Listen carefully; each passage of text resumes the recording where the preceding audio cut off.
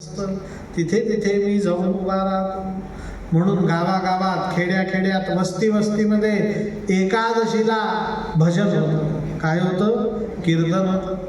त्यांना विचारलं तुमचं कीर्तन ऐकायला कोण येतं? साधं कुत्र सुद्धा येत नाही. ते म्हणे नसू द्या, ऐकायला कोण येतो? पांडुरंग. आमच्यासाठी पांडुरंग तपप्रिय नाही, हा कीर्तन प्रिय नाही, हा कौतुक प्रिय. कुठला आहे? लहान स्वरूपातली मूर्ती आहे ना. बलराम, सुभद्रा आणि स्वतः श्रीकृष्ण कुठल्या रूपात राहतात? आणि लहान मुलाला सगळ्यात जास्त काय आवडतं? तुम्ही आता सगळे आजोबाच्या वयाचेच आहात, आजोबा आहातच तुम्ही. तुमचा नातू नात हातात पाटी घेते, पेन घेते ना, आपल्याला विचारते आजोबा हात ते काढू का? आपण म्हणायचं काढ पाहू. मग ती पेन घेते, पाठीवर अशी रेष मारते, म्हणे बघा हत्ती. आपण तो घ्यायचा, एक रेष असलेला हत्ती खोटं खोटं अर्धा तास काय करायचं? केवढा सुंदर पाय, केवढी सुंदर शेपूट आहे, पाहिलं का? असा हत्ती तुला तरी काढता येईल का? तिच्या आईला म्हणावं. लक्षात ठेवा, फक्त काय? कौतुक प्रिय. जगन्नाथाची पूजा ही नुसती करून चालत नाही. जगन्नाथाला अधूनमधून आरसा दाखवला. गंध कसं लावलं, लगेच त्याला काय करावं लागतं? त्या आरशात स्वतःचं रूप तो पाहतो आणि स्वतःचं काय करतो? अक्षता कशा लावूया, आरशात पाहून काय करतो? कौतुक करतो. सात कौतुक प्रिय. जगन्नाथाला वस्त्र कसे घातले, नैवेद्य कसा दाखवला, सारखं त्याचं कौतुक करून त्याला सांगावं लागतं. हा कौतुक प्रिय नारायण. पहिला तपप्रिय, दुसरा कीर्तन प्रिय, तिसरा हे शेवटच्या दिवशी सांगायचं मला, नाही तर 500ची नोट तयार ठेवायची. पश्चिम समुद्र तीरावरती हाच नारायण द्वारकानाथ रूपाने राहतो. श्री द्वारकाधीश भगवान. हा ऐश्वर्य प्रिय आहे. काय प्रिय आहे? द्वारकेचा श्रीकृष्ण पूर्ण ऐश्वर्यांनी राहतो. किती ऐश्वर्यवान आहे? तर द्वारकेच्या श्रीकृष्णाला एकदा वस्त्र घातलं की तो आयुष्यात परत ते वस्त्र घालत नाही. तो द्वारकेचा कोण आहे? राजा. त्याला रोज 56 भोगाचा नैवेद्य आहे द्वारकेच्या कृष्णाला. पण आश्चर्य, तिथे तेलाचा कणही वापरला जातो. सगळा स्वयंपाक कशात असतो? तुपामध्ये, गाईच्या तुपात. द्वारकाधीश श्रीकृष्ण हा अत्यंत श्रीमंत आहे. तुमच्यात कोणी मुंबईला राहणारा असेल तर कल्याणला 1 रुपया फ्लॅटची किंमत असेल तर डोंबिवलीला 1.25 रुपया, ठाण्याला 1.5 रुपये, मुलुंडला 2 रुपये. जसा जसा जसा पुढे जातो तशी त्याची किंमत काय वाढते. आणि पुढे तर फक्त आपण शून्य किती याचा विचार करायचा. त्यांना विचारलं का एवढ्या फ्लॅटची किंमत? ते सांगतात सी फेस. समुद्राच्या काठावरती काय? बंगला. आमचा द्वारकेचा श्रीकृष्ण 16,108 राण्यांना प्रत्येकीला स्वतंत्र महाल बांधून देऊ. साक्षात महेंद्र भवनम यथा इंद्रासारख्या घरात समुद्र तीरावरती सीफेस राहणारा तो कोण आहे? नारायण. तुम्हाला सुदाम्याची कथा मी सांगेन त्यावेळेस नारायणाच्या घराचं कौतुक सुदामदेव करतात. कोण करतात? ऐश्वर्य प्रिय नारायण. कसा आहे तो? पहिला कोण सांगितला मी? तपप्रिय. दुसरा, तिसरा, चौथा क्रमाने बद्रीनाथ, पंढरीनाथ, जगन्नाथ आणि द्वारकानाथ. भारताच्या हिमालय समारभ्य यावत इंदु सरोवरम तम देव निर्मितं देशम हिंदुस्तानं प्रचक्षते. या भारत देशातल्या मध्यभागी व्यंकटाद्री पर्वतावरती श्री व्यंकटनाथ भगवंत राहतात, ज्यांना तुम्ही तिरुपती बालाजी नावाने ओळखता. तो तपप्रिय नाही, कीर्तनप्रिय नाही, कौतुक प्रिय नाही, ऐश्वर्य प्रिय नाही, तो लक्ष्मी प्रिय नारायण. तो कसा आहे? लक्ष्मी प्रिय आहे. त्याचं नावच आहे काय? लक्ष्मी निवास रमणा गोविंदा. लक्ष्मी शिवाय क्षणभर सुद्धा तो राहत नाही. त्याचं नाव काय? व्यंकटाद्री पर्वतावरती राहणारा तिरुपती बालाजी भगवान. ऐके नाही, भागवतात वर्णन आहे. ऐके नाही लक्ष्मीप्रिय. त्या नारायणासारखे सोन्याचे दागिने लक्ष्मीला सुद्धा नाही, कोणाला नाही. तुम्हाला एकच दागिन्याचं वर्णन करतो. 1 तोळ्याचं एक किती? 10 ग्रॅम. ऐके नाही, असे 1000 पदक असलेल्या विष्णू सहस्त्रनामांना कोरलेल्या मण्यांची तो माळ घालतो. 1000 तोळे किती? प्रत्येक तोळ्याचं एक पदक आणि त्याच्यावरती विष्णू वषट्कार भूतभव्य भवत्प्रभू भूतकृत भूतभृत भाऊ 1000 नावं लिहिलेले आहेत. तो त्या मण्यांची काय घालतो? किती लक्ष्मीप्रिय आहे. लक्ष्मीप्रिय नाम. हाच भारत, हाच नारायण दक्षिण भारतामध्ये कावेरी नदीच्या तीरावरती निद्रा प्रिय नारायण. कुठला? त्याचं नाव आहे रंगनाथ भगवान. कुठला? श्रीरंगम. माहिती आहे ना तुम्हाला? टिपू सुलतानची राजधानी होती श्रीरंगपट्टणम. माहिती आहे ना? तिथे नवरंगात रंगलेला श्रीरंग नावाचा भगवंत राहतो. तो फक्त काय करतो? शयन करतो. अहो, सगळेच जण तपप्रिय नसतात, सगळेच जण कीर्तनप्रिय नसतात, कौतुकप्रिय नसतात, ऐश्वर्यप्रिय नसतात, लक्ष्मीप्रिय नसतात. खावे प्यावे मस्त असावे, आनंदाते जिन साजरे करावे म्हणणारे अशा सगळ्यांचा नारायण तो आहे. त्याचं नाव काय? निद्रा प्रिय श्रीरंगनाथ. आणि हाच नारायण दक्षिण भारतातच कांची क्षेत्री दरिद्री नारायण रूपाने राहतो. कुठल्या रूपाने? दरिद्री नारायण म्हणजे काय? दरिद्री नारायणासारखा वेश करून राहतो. तुळशीच्या माळेशिवाय कुठलीही माळ घालत नाही, फक्त दही पोह्याचा नैवेद्य खातो. कशाचा? जसा एखादा दरिद्री मनुष्य राहतो तसा हा नारायण दरिद्री नारायण रूपात राहतो. आता तुम्हाला मी हे जे काही सांगितलं हे परब्रह्म नारायणाचं रूप आहे. जशी ज्याची भक्ती तसा त्याचा नारायण. हे नाही, तुकाराम बद्रीनाथ क्षेत्री आले नाहीत, ते कुठे राहिले? पंढरपूरला त्यांचं मत राहिलं. कारण ते कोण होते? आमचे चैतन्य गौरांग प्रभू कुठे कौतुकप्रिय होते, ते कुठे राहिले? जगन्नाथाला राहिले. हरिदास महाराज जुने नाव आहेत बरं काय, ऐश्वर्यप्रिय होते. लक्षात ठेवा. तुम्हाला मी ही कथा सांगितली असते विस्तृत, पण चला सांगू नसतात. लक्ष्मी आणि भाग्य दोन्ही नशिबात असावा. काय सांगितलं मी? माझ्या पाठीमागून श्लोक म्हणा. पूर्वदत्तेषु या भार्या पूर्वदत्तेषु या धनम पूर्वदत्तेषु या विद्या अग्रे धावती धावती. हे निश्चित आहे, ब्रह्मदेवाच्या मुखातला शब्द आहे. मागच्या जन्मी केलेल्या पुण्याईमुळेच या जन्मात पत्नी मिळते. पूर्वदत्तेषु या भार्या. बायको कशी मिळाली मला? याला कुठला जन्म कारण आहे? मागचा जन्म. पूर्वदत्तेषु या धनम. मला या जन्मात धन किती मिळालं हे कुठल्या कर्मांवर ठरतं? मागच्या जन्मातल्या. आणि पूर्वदत्तेषु या विद्या. विद्या सुद्धा कुठल्या जन्मावर अवलंबून आहे? मागच्या जन्मात. म्हणून अग्रे धावती धावती. यांच्या मागे तुम्ही किती धावा हे तुम्हाला सदैव पुढेच दिसते.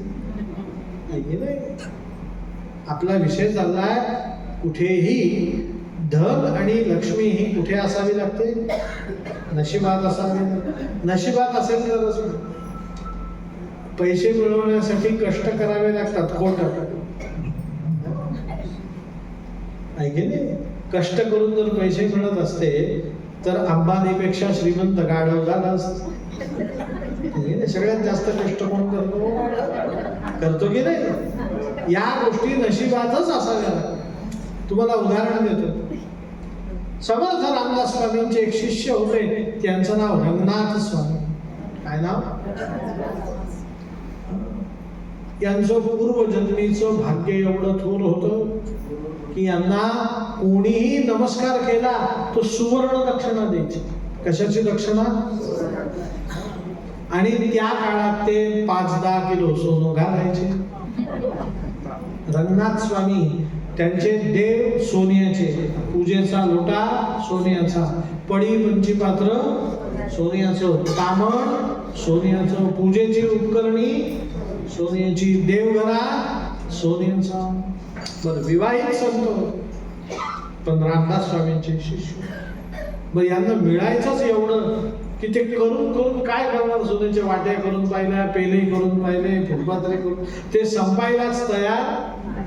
एक दिवस रामदास स्वामींना नमस्कार केला. महाराज, हे सोनं नाणं चांदी याचा मला वीट आला, मी हे सगळं त्यागतो. काय करतो? आणि रामाच्या भजनासाठी निघून जातो. कारण हे बाह्य सुख आहे म्हणे, मला अंतर सुख या सोन्या नाण्यात वाटत, ते मिळतं म्हणून मी वापरतो, पण मला त्याच्यात कुठल्याही प्रकारे गुंतायचं. रामदास स्वामींनी सांगितलं, तथास्तु, जा निघून, दे सोडून आणि निघून जा. पण तुला एवढंच सांगतो, मागच्या जन्मी तू 1.25 लाख श्री सुक्ताचे आवर्तन किती दरवर्षी करायचा. किती वर्षी? आणि असे तू 88 वर्ष तपश्चर्या केली. दरवर्षी 1.25 लाख, काही कोटी श्री सुक्त तू मागच्या जन्मात मिळते, आणि त्या श्री सुक्ताचं फळ तुला या जन्मात मिळतंय. तू कुठेही जा म्हणे, ते सोनं नाणं तुला येऊन भेटणार म्हणे. महाराज, आजपासून लक्ष्मीवर मी पाणी सोडलं, आत्ताच मी जंगलात निघालो म्हणे. जा, लक्ष्मी तुझ्या मागे आलीच म्हणे. तर यांनी पहिला नियम केला की रोज पंचपक्वान्नांचा नैवेद्य घरी असायचा, तर भाजी भाकरी खायची. आज काय खायची? बायकोला सांगितलं म्हणे, 2 मिरच्या तव्यावर भाज, त्याचा ठेचा कर, 1 भाकरी कर, भाकरी मोडकून त्याच्यात ठेचा करून मला एका फडक्यात बांधून दे, मी चाललो जंगलात. यांनी 2 भाकऱ्या ठेचा घेतला आणि जंगलात एकांतात जाऊन बसायचं. लक्ष्मीला काय, कोणालाच आपण दिसलो का म्हणून ते निघाले. पण जाताना एक चूक केली. काय चूक केली? तर एका हातात शिदोरी घेतली, दुसऱ्या हातात वाजवायला चिपड्या, या ताईंकडे तसं चिपड्या घेतल्या, एका हाताने वाजवण्याच्या, आणि खांद्यावरती भगवा ध्वज घेतला. काय घेतला? साताऱ्या जवळचं गाव देवराष्ट्रे, ऐकून माहिती आहे का तुम्हाला? यशवंतराव चव्हाणांचं जन्मगाव. तिथे सोनहिरा नावाची नदी वाहते. कुठली नदी? दिवसा सूर्याचे किरण पडतात, पाणी सोन्यासारखं चमकतं. रात्री चंद्राचा प्रकाश पडतो, पाणी हिऱ्यासारखं चमकतं. म्हणून त्या नदीचं नाव काय? सोनहिरा नदी. तिथेच ते फक्त सोनं आणि हिरा दिसतो, म्हणून त्या नदीला सोनहिरा नाव. तिथे एक डोंगर आहे, तिथे उत्तरेश्वर महादेव. काय नाव? त्या डोंगरावरती जायला निघाले. आणि त्यांनी चालता चालता चालता भूक लागली, शिदोरी खायची तर कुठे खायची? 4ही बाजूंनी तिथे झुडप आहे आणि मध्ये जागा आहे, अशी जागा शोधायची. त्यांनी शोधली जागा. 4ही बाजूंना कोण? झुडप आणि मध्ये बसायला जागा. आणि बस, आता इथे लक्ष्मी काय? मुंगी शोधली. आता आपण निवांत काय खाऊ? चटणी भाकरी खाऊ. म्हणून ते तिथे जाऊन बसले आणि तिथे त्यांनी त्यांचा ध्वज एका झुडपाला लावून ठेवला. तो फडफडायला लागला. आणि त्याच दिवशी कर्मधर्म संयोगाने स्वराज्याची राजधानी सातारा करावी की काय म्हणून छत्रपती शिवाजी महाराज त्या जंगलात फिरत होते. आणि त्यांना अचानक काय दिसला? म्हणे हा भगवा ध्वज इथे कोणी लावला? 2 घोडेस्वार गेले, त्यांनी पाहिले रंगनाथ स्वामी. महाराजांना येऊन निरोप सांगितला, म्हणे रंगनाथ स्वामी आहे. महाराज घोड्यावर बसले, त्या रंगनाथ स्वामींकडे गेले. म्हणे महाराज तुम्हाला पाहिलं, प्रसन्न वाटलं, खूप दिवस झालं वनभोजन झालं नाही. हे कोण आहे तिकडे? आचारी, पाणके, दूध, दही, तूप, मध, डाळ, तांदूळ सगळं घेऊन या. आज आपल्याला इथे काय करायची? वनभोजन करायचं. राजा बोले गड आले. छत्रपती शिवाजी महाराजांनी आज्ञा दिली. थोड्याच वेळात सर्व तयारी झाली आणि चांदीच्या ताटात कोणाला जेवायला मिळालं. लक्षात ठेवा, नशिबात असावं. काय सांगितलं मी? तुम्ही जंगलात जा. रंगनाथ स्वामींनी समर्थ रामदास पंचक हे नाव ऐकलंय का? रामदास स्वामींच्या काळातले 5 संत, त्यांच्यातले हे रंगनाथ स्वामी आहेत. ते स्वतः सांगतात, लक्ष्मी विलासी बहुसौख्य वाटे, श्रीराम ध्याता बहु कष्ट मोठे, प्रपंच वार्ता वदता मिटेना, तुझ वीण रामा मज कंठे. सांगण्याचा मतितार्थ तुम्हाला असा आहे की जसा ज्याचा स्वभाव तसा त्याचा नारायण, तशी त्याची उपासना. म्हणून आज सूत मुनींनी नमस्कार केला, नारायणं नमस्कृत्य. तुम्ही गेलेत का बद्रीनाथ केदारनाथला? बद्रीनाथ कुठे आहे? तर 2 डोंगरांच्या मध्ये, एक नर नावाचा पर्वत, एक नारायण नावाचा पर्वत. या दोघांच्या मध्ये जी घळ होते, घळ माहिती आहे तुम्हाला? त्या घडीमध्ये बद्रीनाथ आहे. मग ज्या ऋषींनी खांद्यावर घेतलं त्यांचं नाव नर आणि नारायण. नरंचैव नरोत्तमं, त्यांना सुद्धा काय केला? नमस्कार केला. 3रा नमस्कार केला, देवीं सरस्वतीं. देवीं सरस्वतीं, सरस्वती देवीला नमस्कार. सरस्वतीला का बरं नमस्कार केला? तर ऐकलेलं ज्ञान टिकलं पाहिजे. काय सांगितलं मी? गेले. मग ज्ञान टिकवणारी देवता कुठली आहे? सरस्वती. पण सरस्वतीची आपण पूजा कशी करतो? ग्रंथ रूपात. कुठल्या रूपात?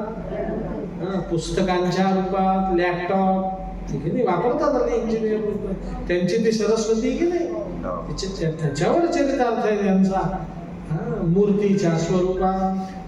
पण बद्रीनाथ क्षेत्री ती सरस्वती 7 द्रवरूपा. ती कशी आहे? द्रवरूप वाहताना दिसते. कशी दिसते? गेलेत ना बद्रीनाथला तुम्ही, तिथे द्रवरूपातली सरस्वती जलरूपात दिसते. तुम्हाला मेडिकल सायन्स सांगतो थोडस. काही औषध घन म्हणजे टॅबलेट रूपात उत्तम असतात, पण काही औषधं द्रव रूपात उत्तम असतात. तर सरस्वती ही द्रवरूपा ज्या वेळेस होते त्यावेळेस ती अधिक परिणामकारक होते. तुम्हाला उदाहरण सांगतो. तुम्ही आता उद्या मी 9 ते 1 तुम्हाला भागवत सांगेल, तर तुम्हाला खरं सांगतो 1 वाजता कथा झाली की मी अत्यंत दमलेला असतो. खरं सांगतो. कसा असतो मी? सगळ्या फाईल डिलीट कराव्या लागतात मला डोक्यात. कथा झाली की तिथे सगळं भरून येत असतं ते, पण माझं दमणं घन असतं, टॅबलेट रूपात असतं. पण तोच शेतकरी 4 तास शेतात राहतो, त्यावेळेस त्याचं दमणं द्रव रूपाने बाहेर येतं. सांगा, दमण्यात श्रेष्ठ दमणं कोणाचं? शेतकऱ्याचं. ते द्रवरूप झालंय. कसं झालंय? म्हणून द्रवरूप झालेला शेतकऱ्याचा कष्टाचा भाग हा श्रेष्ठ सांगितला. शेजारच्या रामभाऊला नातू झाला, आपल्याला आनंद होतो, आपण लगेच म्हणतो आम्हाला वेडावलं. पण आपल्याला नातू झाल्यावरती तो आनंद डोळ्यात नपाज राहिला. सुना आणि द्रव याच्यात फरक आहे. भक्ती द्रवरूपा भक्त बद्रीनाथ क्षेत्रीय, सरस्वतीच्या रूपात. कुठल्या रूपात? म्हणून तिथली सरस्वती अत्यंत श्रेष्ठ आहे. म्हणून सूत मुनींनी नमस्कार केला, देवीं सरस्वती.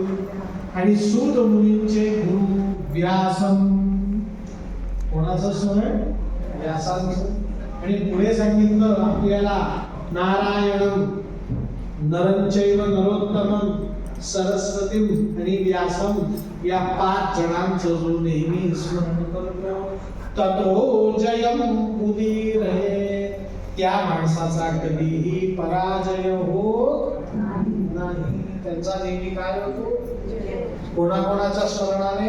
नारायण नर नारायण ऋषी नरंचैव नरोत्तमं